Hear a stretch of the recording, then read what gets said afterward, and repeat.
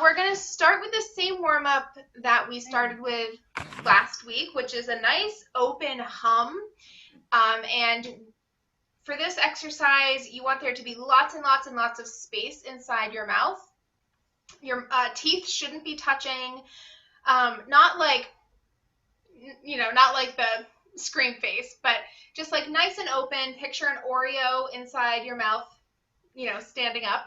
And you should feel a lot of buzzing in your lips, just a lot of like nice, loose sound. And let me open the chat so I can see. If you have any issues hearing the keyboard, hearing me, let me know in the chat.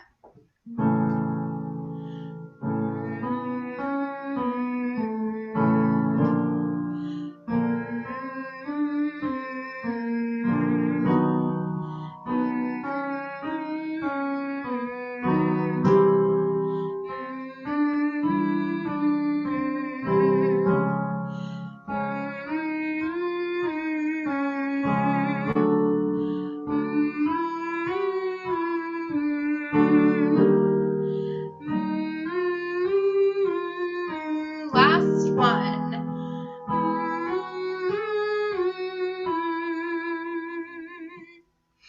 Great. I'm sure that sounded beautiful. So we're going to move on to an exercise that I think is new to all of my choir people that I've sung with in person. This is my favorite exercise for working through those awkward breaks in your voice, moving from chest voice to head voice and back. And in these pieces, I think at some point everyone has sort of an awkward jump. And this just sort of helps you get used to connecting the sound. So we're just to play, it's the vowels he, o. So imagine like H-E-E-O-H. He, o. So those are the notes, and we're going to start with lots of sliding between everything. So normally we're like no scooping, no sliding, but for this exercise, just make it nice and gooey in between the notes. Scoop as much as you want. Just we're working on connecting these big leaps. And I think the best tip I can give you off the bat is to make sure that you're not moving your jaw too much. You're not trying to drop your jaw to the floor to make space for those notes. Oftentimes you need a lot less space than you think. So one of the benefits of Zoom is that you can stare at your own face and just, try to keep yourself aware of how your jaw is looking.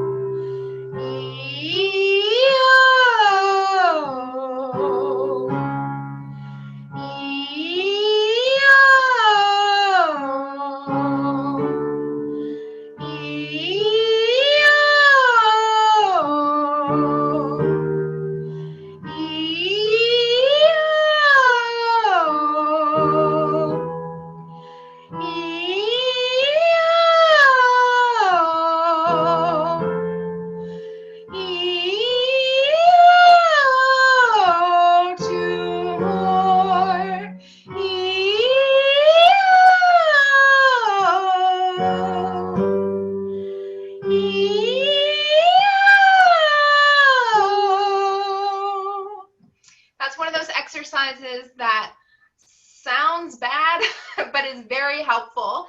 I've started warming up every time I sing with that exercise for a couple of months, and I've grown my upper range like a major third. So it's really helpful just to sort of get all those muscles sort of out of their comfort zone.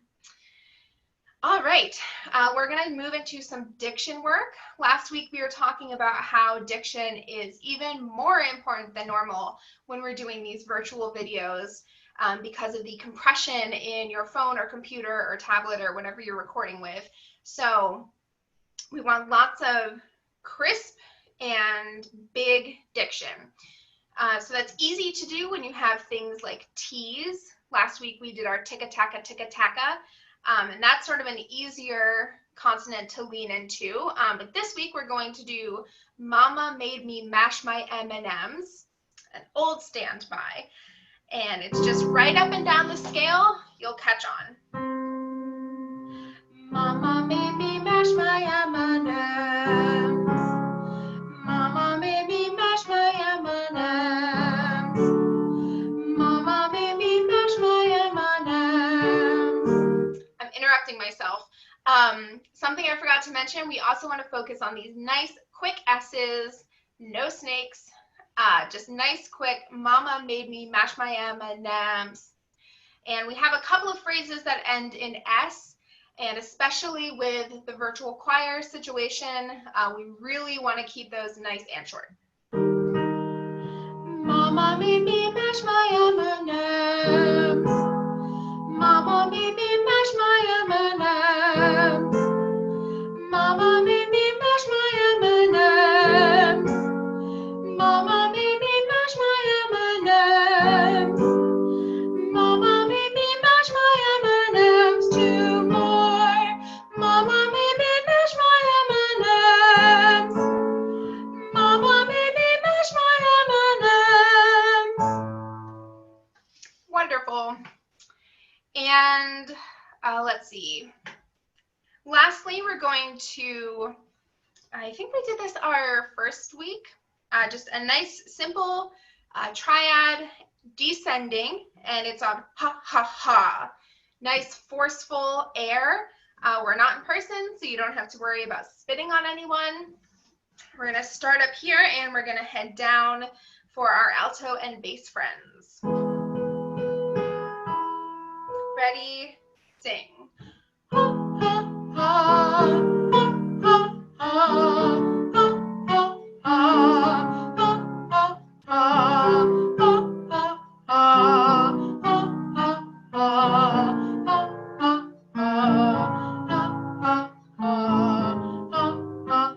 Keep going. Last one. High line. There we go. Sorry guys, but you are on your own for that low E. All right, so just to lay out our rehearsal tonight, first we're going to talk about the Holly and the Ivy solos, and then we're going to go through that piece sort of in a slower fashion, answer questions, talk about more dynamics, more phrasing, sort of focus on the musicality this week. And then we're going to do the same thing with the Coventry Carol. We're going to sort of break it down, go slow, really get all of your questions in. We are a week and a half away from the due date for video submissions. So if you have any outstanding questions about the music, this is the best week to ask that. And then we're going to talk about the recording process. Any questions you may have about that, if you maybe made an attempt and it didn't go super well, we can talk about that. And then around 8:15, we're going to be doing run-throughs with the tracks that are on the website, the tracks that you'll be listening to as you record. So hopefully with all of that, you'll be feeling a little bit more confident. I know these things can be super, super intimidating, so I want to make sure that we're giving enough time for everyone to get all their questions in. And no question is too small. If you're wondering it, somebody else is probably wondering it as well. So that said, let's move over to Holly and the Ivy. Thank you so much to everybody that submitted solos. A wonderful job all the way around. We're going to use these many, many solos as an opportunity to introduce some variety and some musicality, building some intensity throughout the song. So the solos are as follows. You'll see at all the solo markings, there's a number. So they're literally numbered 1 through 5. I'll also say the line the solo starts with, just to clarify. So solo number 1 is Samantha Kimmel. So that solo is the Holly and the Ivy, when they were both full grown. Of all the trees that are in the wood, the holly bears the crown. Solo number 2 is Samantha joined by Sherry Maxwell, singing the melody an octave lower. So you both will be singing The Holly Bears a Blossom as White as the Lily Flower, that solo. Then solo number 3 is Janine Brown. If I'm pronouncing your name wrong, please let me know. So solo number 3, Janine will sing The Holly Bears a Berry as Red as Any Blood. And then for solo number 4, Janine will be joined by Amanda Kreischer singing the octave down, The Holly Bears a Prickle. And solo number 5, we're going to split this one in half. So the first half will have Heather Higgins sing The Holly Bears a Bark as Bitter as Any Gall. And then on And Mary bore sweet Jesus Christ for to redeem us all, the other 4 soloists will join Heather. So it will be this call and response for our very last solo. And I love that we're in the very last statement of this chorus, we're starting with one person, moving to a small group, and then ending with everybody. I know it's sort of a convoluted system. Are there any questions?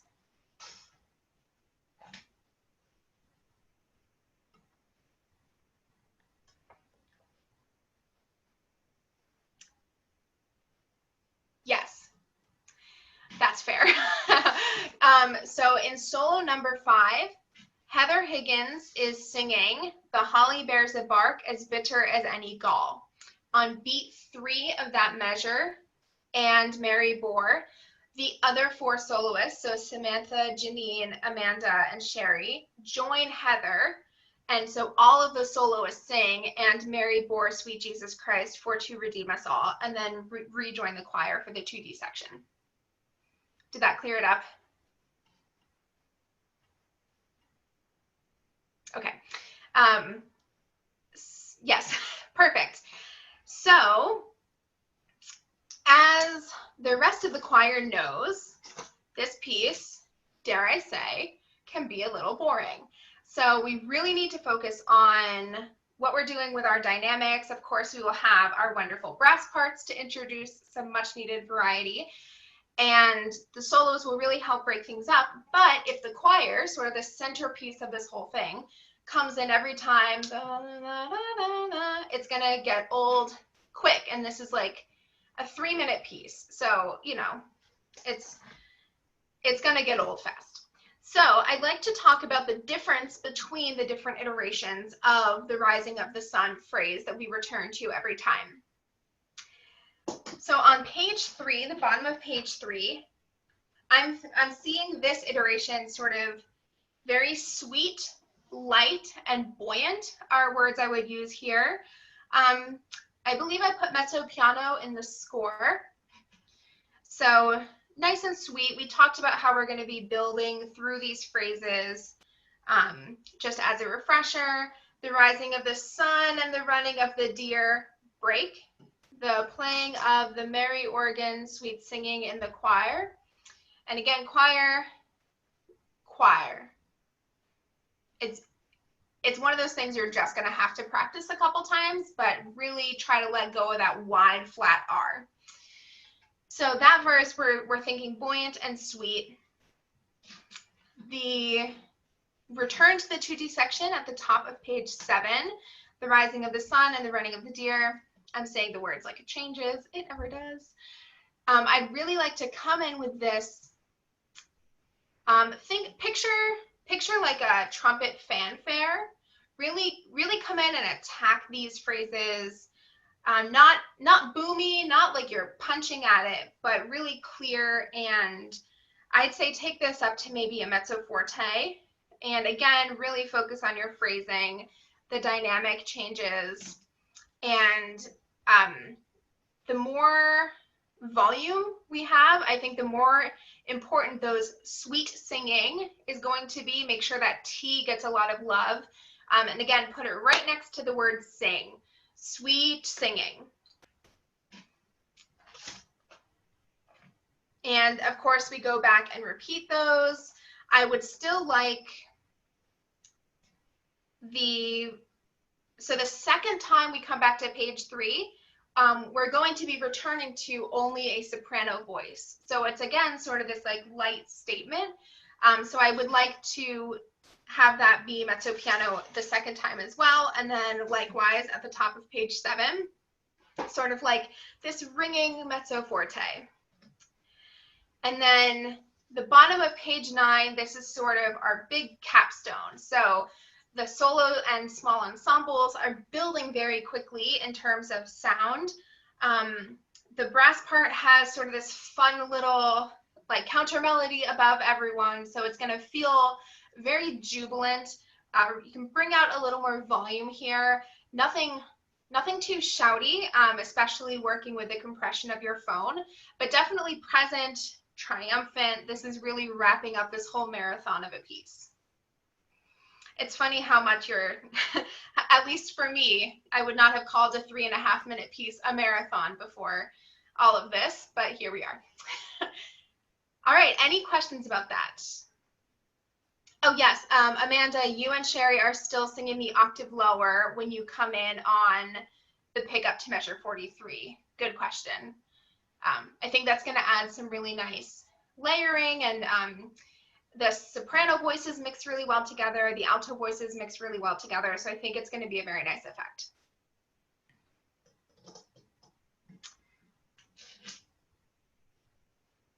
Okay, if there are no questions about the phrasing, I would just like to work a little bit with some notes, just some parts that I think might need a little extra love.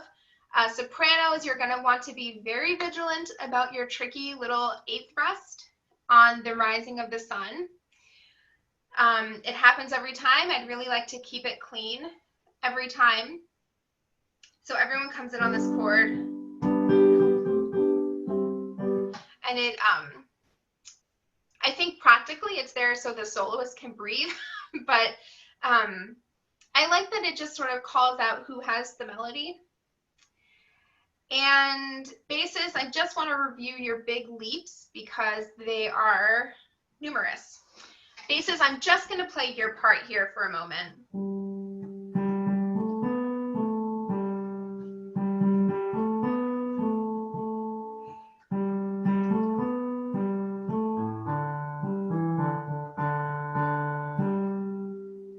So you have that big old jump.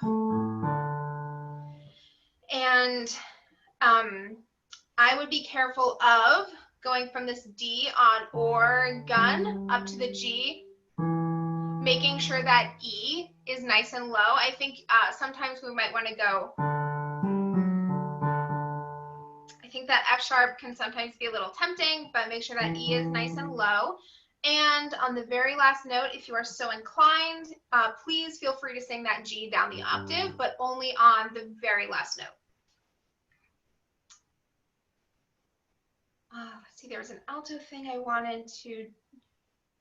Oh, altos. I love this little figure you have, the playing of the merry organ.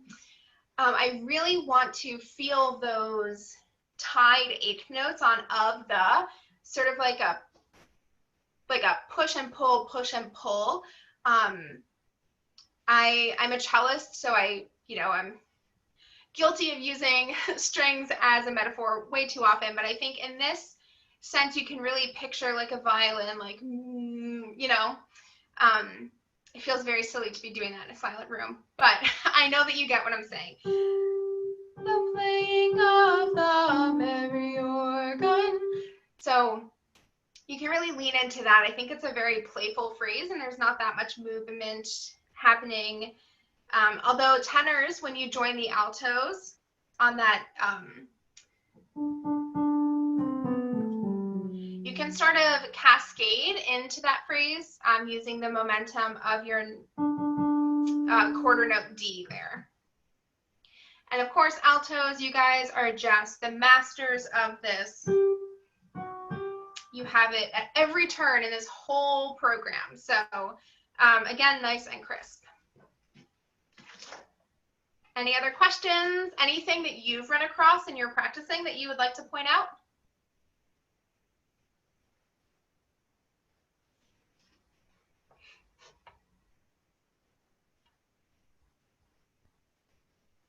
All right, I will take that as a no.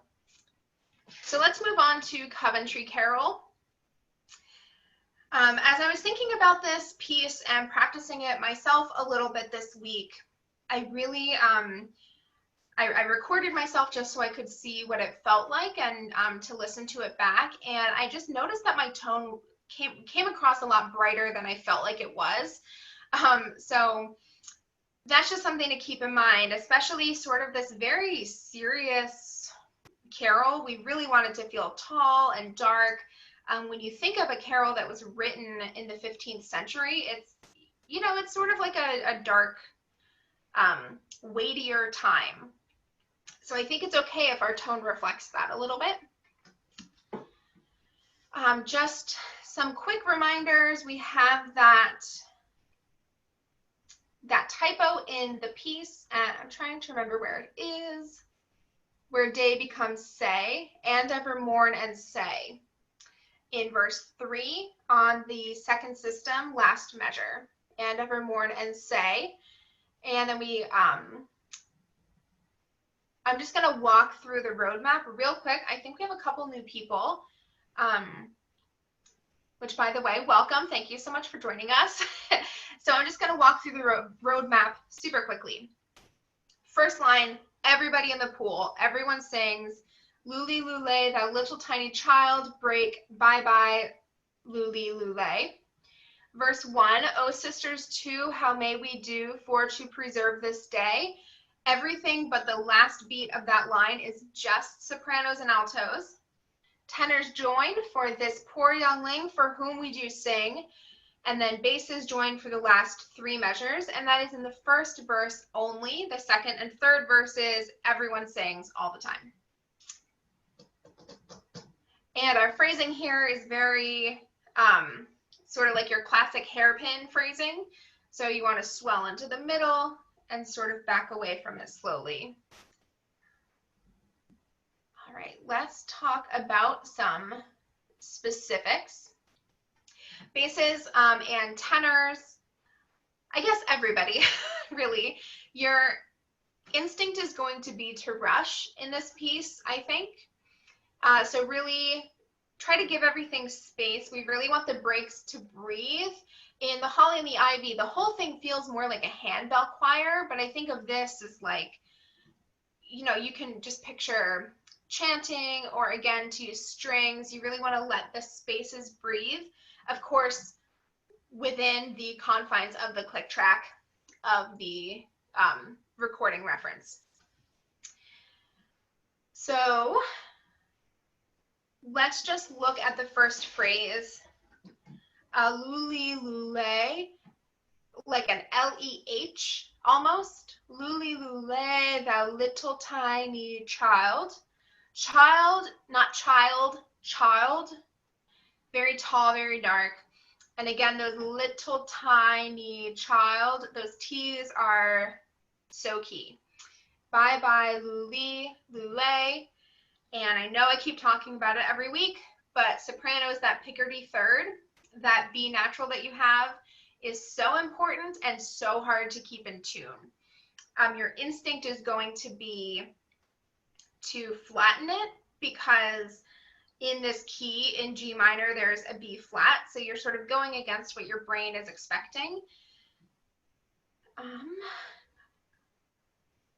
Yeah, let's just listen to and sing through that first line. So you can sing.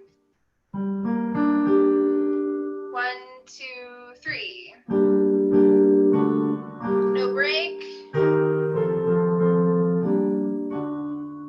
Break.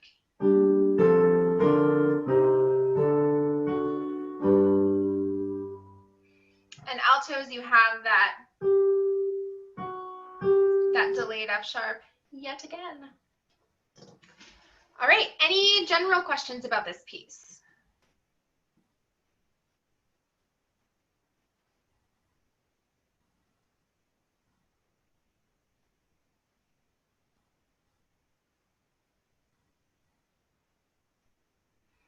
All right, well, I will just keep talking about it. And just let me know in the chat if you have any questions. I know that traditionally we might be flipping or rolling the R's in this piece. I struggle a little bit with what to do. A very small flip, if you would like to. So not an R. I'm terrible at rolling my R's, so I'm also biased. But for example, Herod the king and his raging, you can almost just put like a tiny, tiny, tiny, almost invisible D. Herod the king for his raging. Yeah, I think that will work. Honestly, if you'd rather just not, then you don't have to. Charged is that's how we're saying it. Charged, not charged. Charged he hath this day. And those THs next to this, charged he hath this day.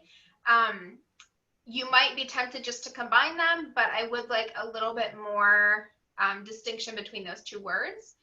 Men of might in his own sight, all young children to slay. And children, not children.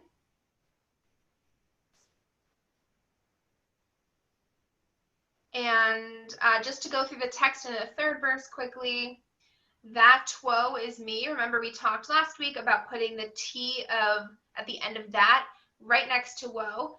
That woe is me, poor child, for thee, and ever mourn and say, for thy parting neither say nor sing. Bye bye, lule. On parting neither, those the rhythm changes there from the first two verses. That might not be correct in your reference track, so my apologies, but you guys are all smarter than me, so you'll be able to figure it out. For thy parting neither say nor sing. Because of that change, because we're used to this sort of like 2 and then 1, you can really like lean into the momentum of that a little bit, especially because it's in the last verse. I know it's notated in your score as well, but that's the forte verse. So big, booming, robust sound, and we can sort of use that for thy parting neither say nor sing. The first verse, very sweet. Second verse, mezzo piano, maybe flirting with mezzo forte, just sort of slowly building. You're sort of still reverently just telling this story. And in verse 3, that's when we get to that woe is me, poor child, for thee. We have some exclamation points. It's sort of when the narrator of the verse is crying out instead of just laying out the situation.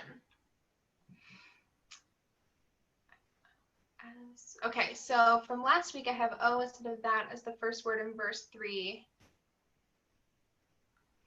That might have just been myself being unclear when talking about vowel shapes. So verse 3 should start with that woe is me. I think I was probably just talking about emphasizing the O sound, so my apologies that wasn't clear. That woe is me, poor child, for thee. I know we're going to sing through it with a click track later, but I think we should try to sing through it now just because there's some trickier roadmap stuff going on here. This is from the tippy top. 2, 3, 1, ready, sing.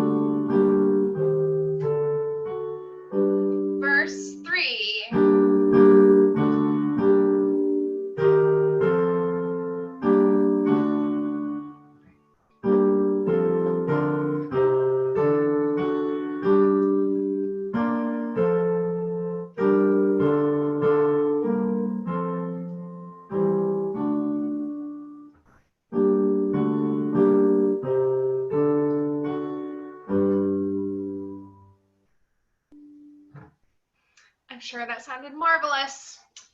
Basses, lest I forget to mention, you have more optional low Gs.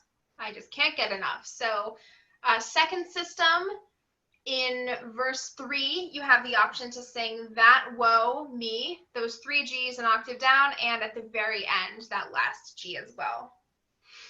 Any questions? Or is everyone ready to record?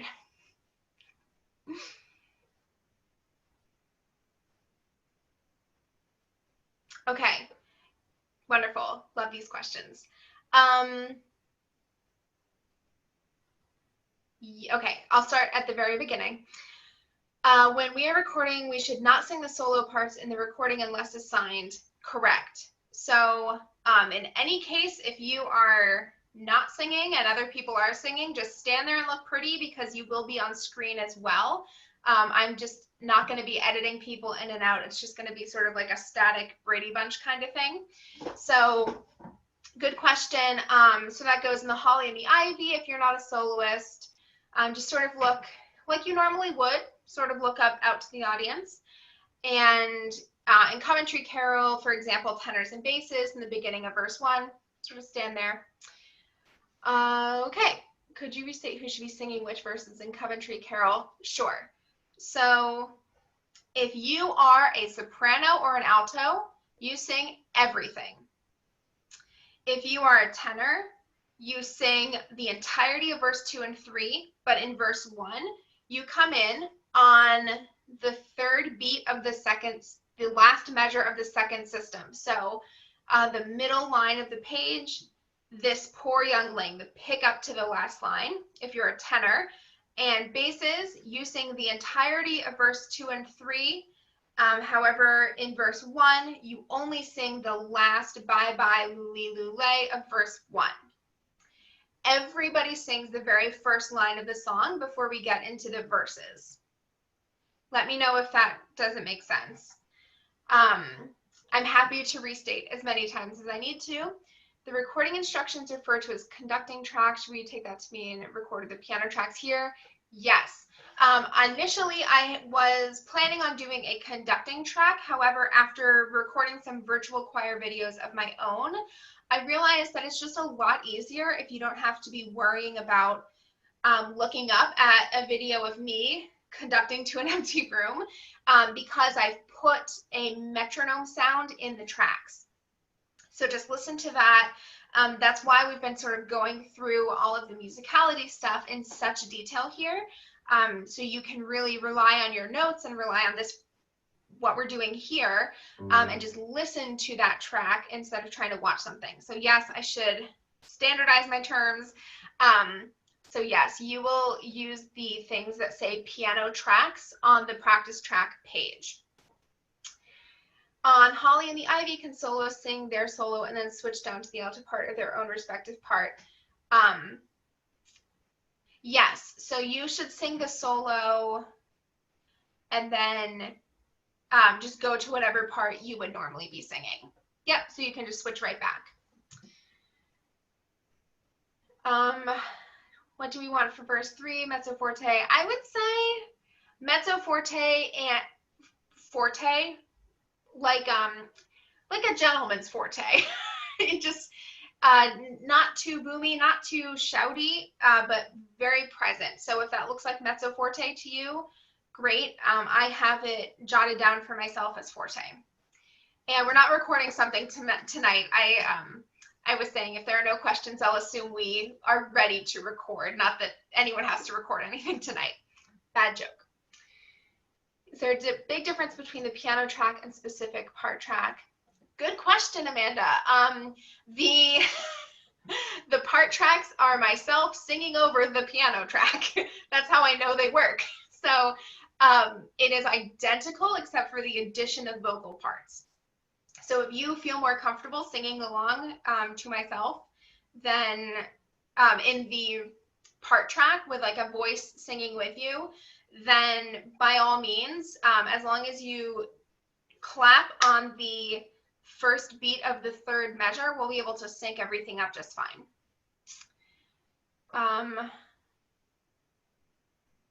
Yes, Jane, you are correct. So everyone will have 1 or 2 earbuds in, whichever works best for you. So when you record the video and send it to me, when I open the video, I should only be able to hear your voice. That way I can put the piano or the music underneath just once for everybody. And for Coventry Carol, actually the effect is going to be a cappella. There won't be any accompaniment. And for the Holly and the Ivy, the only accompaniment will be brass. Funny how that happens when former accompanists get to pick out the music. A cappella for everyone. I'll get Jenny to back me up here. Good questions. Did that clear up the earbud things? So basically, if someone else is standing in the room with you while you record, they should not be able to hear anything but your voice. I missed the answer. I missed the answer to listening when we record to the specific track or the general track. We listen to the specific, our own specific track. Yes, you can, if you'd like, because the piano track in each individual voice track is identical. It's like literally the same MP3. I just sung over it. So if you'd prefer to listen to your own practice track, that's completely fine. That's why we're doing the clapping in the beginning. So there's sort of an equalizer to line everybody's audio up. Dress and background, good question. Just some sort of dark, like I wouldn't wear this. Let's see, I was recording some other stuff and I wore like a black shirt with a dark red sweater. So nothing too bright or patterned, but you can, look nice, look a little festive. And background, like this kind of thing would work, not too cluttered. I might remove some of these plants, but not too cluttered. Well lit is going to be your biggest concern. So if you are able to record during the day, standing so you're facing a window and you have the natural light on your face, that would be ideal. Just to give you, I hope this is helpful. So when I've recorded virtual choir videos, I put a tripod on this table, but I've also used like a big cardboard box and just propped my phone up. And then I have my laptop right next to it and my headphones connected to the laptop.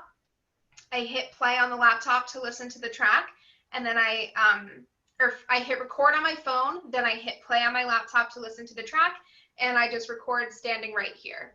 So it's it can be a little tricky to figure out, but once you get it set up, it should be easy just to do a bunch of takes and find one you like. I hope that was helpful. Okay, yes, Coventry Carol will be a cappella, which is going to sound so good. Yes, recording should be in landscape. Get my visual aid here. So this is portrait. You want it to be like this. If you're recording with a laptop, it will automatically be in landscape unless you have your laptop tipped up on its side. So a laptop will automatically be in landscape, or have your phone like this. The clapping at the beginning. Yes. So when you hit play on any of the tracks, you'll hear 4 measures of 3/4. And that's the tempo that you'll be singing with. So you'll hear 1, 2, 3, 2, 2, 3, 3, 2, 3, 4, 2, 3, sing. So basically, just one nice crisp clap will give me something in your audio, like a visual spike in the audio to line everyone up as a starting point. And that will also help me when I align your video with the sound. I can see everyone doing a clap. So yeah, make sure you clap in frame. You can clap next to your head if you'd like. And it basically just saves us a whole bunch of time and headaches to line everything up. Peggy, was that clear?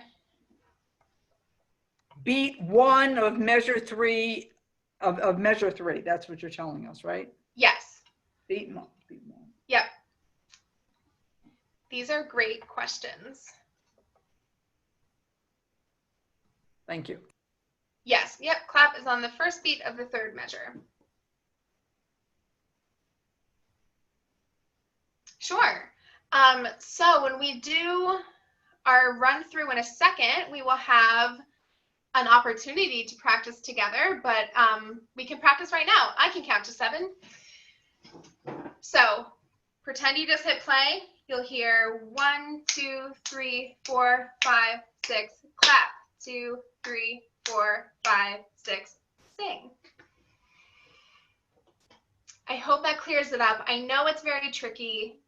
To be honest, like, this is not easy. And what you guys are doing, even just showing up and figuring out how to do Zoom rehearsals with me, if you can do this right here, right now, you can definitely record your piece. And you have limitless amounts of chance. As much storage as you have in your device is how many chances you have. So you can really just take as much time as you need. Okay, so I got the third measure, beat 1 of the third measure, but where was that 7th? Oh, I see. 3 + 3 + 1. I got it. Now, I keep making bad jokes that are confusing everyone tonight, so I'm in a weird mood. I apologize for that. All right. Would it be helpful at this point to I'll share my screen and we'll play the track, and you guys can sing along, pretending like you're singing for your recording, and then we can regroup after that. Excellent. I'm the host now.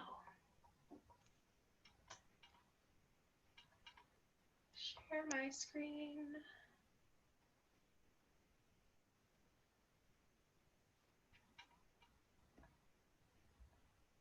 Okay, so the screen that we're looking at is the Festive Singing Practice Tracks screen on the Bel Air website. You should have received an email from me today, and I just laid these links out nice and simple because I know they can be hard to find. And, oh, I need to share my audio.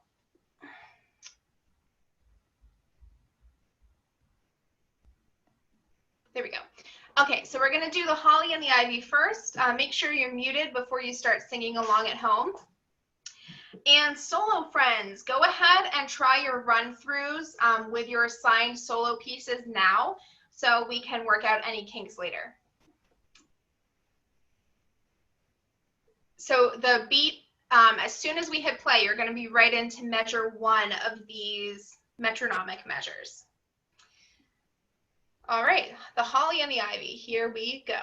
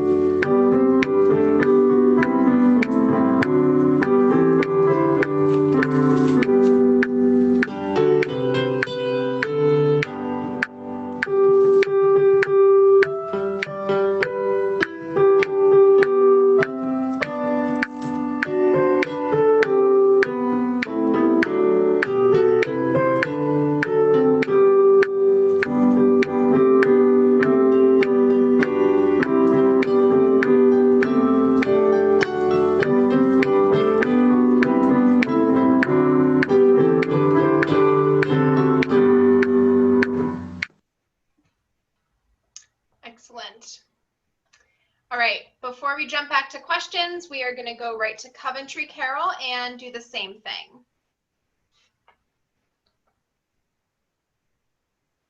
All right, here we go.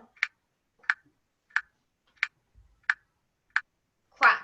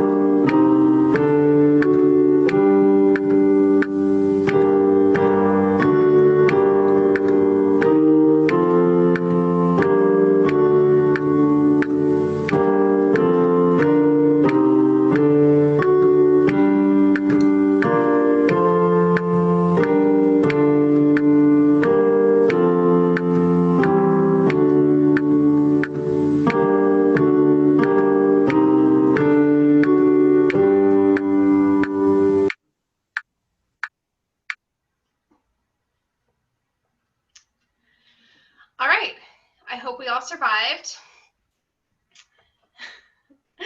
I know it moves quick. It really does come at you fast, especially Coventry Carol. In an ideal world, would be taking all sorts of beautiful, delicate, Luft pauses in between everything, but not here.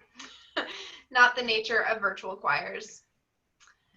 Is every chorus identical so that we do not have to keep flipping pages if not singing a solo? You are correct.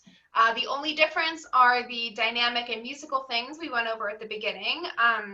But if you feel like you can note those on one page or remember them, yeah, you can definitely just look at one iteration of the chorus and just remember when you sing it. Any other questions?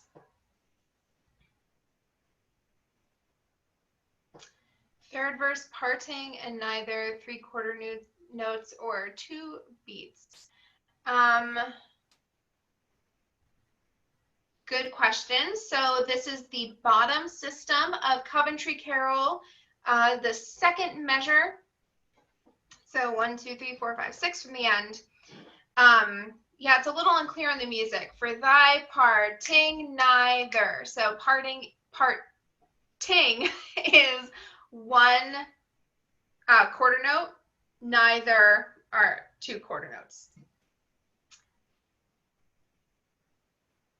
Last note is just 2 beats. And the neither and the ni of neither is on the F as the same as parting. Yes, so it's connected like that because in the first 2 verses, it's ling and might held for 2 beats. So really you should just think of it as not tied at all when you're looking at the third verse. It is confusing. Yeah, so just imagine you're severing those ties for verse 3.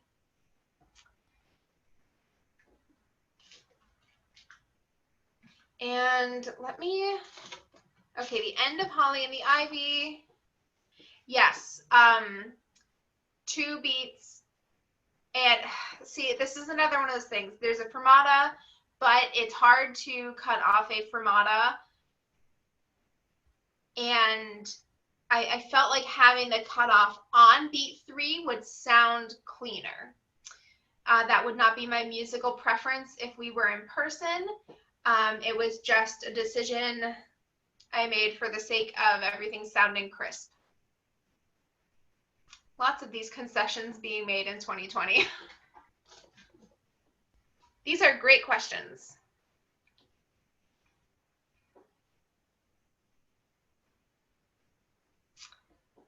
Anything else about the recording process in general?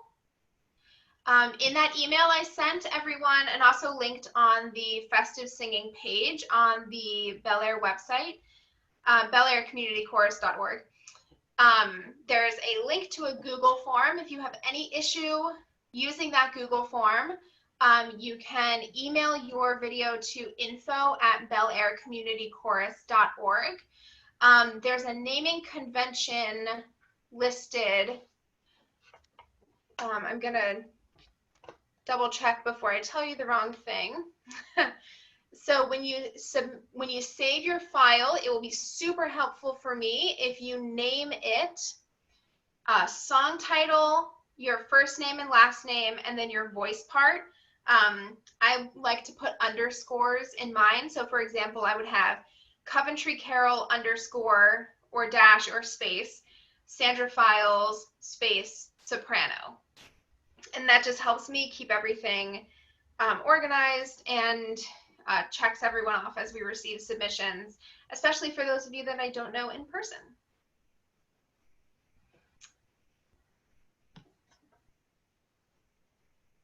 Any other questions?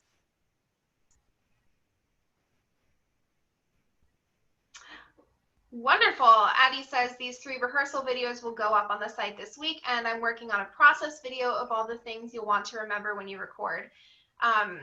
That is going to be so helpful. Addie is great at explaining the things that I mess up clearly. So I'm sure that will be super helpful. Feel free to email us at info@belaircommunitychorus if you have any issues, if you need help. We have one more rehearsal next Tuesday. I imagine it will be a similar format to this one. If I'm feeling ambitious, we may break into sectionals and really drill down on parts if we have note type questions. And please just feel free to reach out to us with any questions. I want this to be something that you all feel confident and proud about. I'm so excited to see the final product come together. It has been such a learning experience for everyone, and I am just so grateful to have a group that's willing to dive headfirst into something like this with me.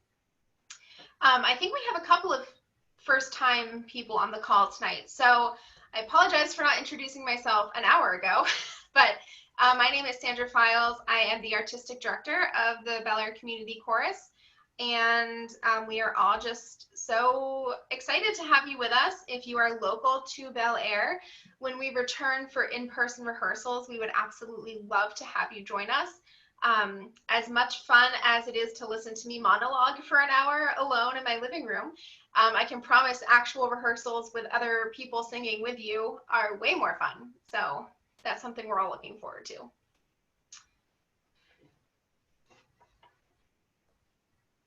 I think we technically have a couple more minutes, but if there are no more, I'll give it another minute. So any last minute questions? And if not, then I will see you guys all next week. Thank you for joining us, Mary.